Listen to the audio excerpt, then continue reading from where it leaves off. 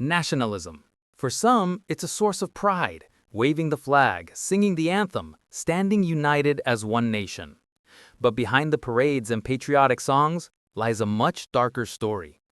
Nationalism has fueled revolutions, but it has also ignited wars. It has brought people together, but it has also torn societies apart. From the trenches of World War I to the horrors of ethnic cleansing, nationalism's legacy is far more complex and far more dangerous than we often like to admit. In this video, we'll uncover the dark history of nationalism. We'll explore its roots, its role in shaping modern states, and the catastrophic consequences when love for one's nation turns into hatred for others. Section 1. The birth of nationalism. To understand nationalism's dangers, we first need to know where it came from.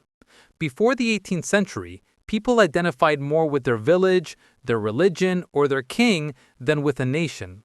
But the Age of Enlightenment and the French Revolution changed everything. The French Revolution introduced the idea of the nation as a community of citizens, not just subjects of a monarch. This was powerful. It inspired oppressed peoples across Europe to fight for self-determination.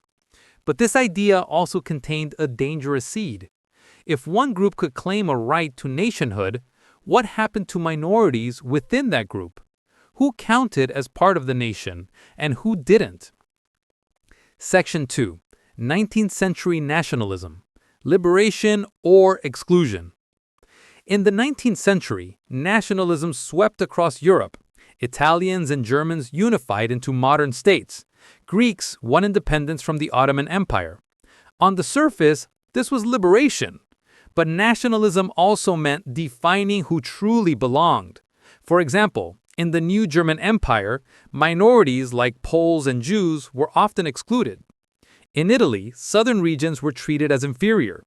Nationalism promised unity, but it often delivered division. Outside Europe, nationalism inspired independence movements in Latin America. But these too often excluded indigenous peoples and enslaved populations. Nationalism was less about equality and more about building states for dominant groups. Section 3. Nationalism and Empire. By the late 19th century, nationalism took a global turn. European powers justified their empires through a mix of nationalism and racism. Nations claimed it was their destiny, even their duty, to conquer and civilize others. Here, nationalism stopped being about freedom and became about domination. And this would have catastrophic consequences in the 20th century. The nationalist explosion, World War I. In 1914, nationalism exploded into global conflict. World War I was not just about alliances and imperialism. It was about national pride. Millions marched off to die in trenches, convinced they were fighting for the honor of their nation. Nationalism made compromise impossible. Each side believed it had to defend its national destiny. And when the war ended, nationalism didn't disappear. It became even more dangerous. The Treaty of Versailles redrew borders based on the principle of national self-determination. But instead of peace, this fueled new resentments. Germans felt humiliated. Minorities trapped in new states like Czechoslovakia and Yugoslavia grew restless. The stage was set for something far worse. The darkest chapter of nationalism came with fascism. In Italy, Mussolini promised to restore national glory.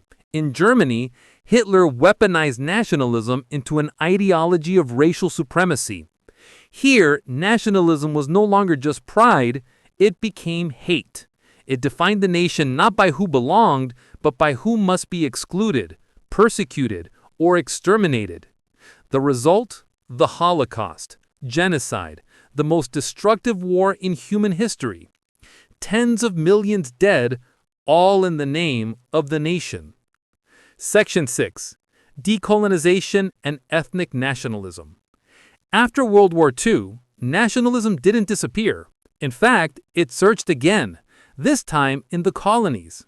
Nations in Asia and Africa won independence, often through nationalist movements. This was a positive force, ending centuries of colonial rule. But once again, nationalism carried a dark side. In places like India, independence came with partition, mass killings, and millions displaced. In Rwanda, nationalism fueled genocide. In the Balkans during the 1990s, ethnic nationalism returned with a vengeance, tearing Yugoslavia apart. The lesson is clear. While nationalism can inspire liberation, it can just as easily unleash violence and exclusion. And nationalism hasn't gone away.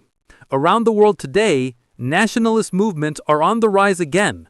From Europe to Asia, from America to Africa, politicians promise to put the nation first. For some, this is about protecting identity and sovereignty. But history warns us, when nationalism becomes too strong, it often leads not to unity, but to division, hatred, and even war. Conclusion. Nationalism is one of the most powerful forces in history.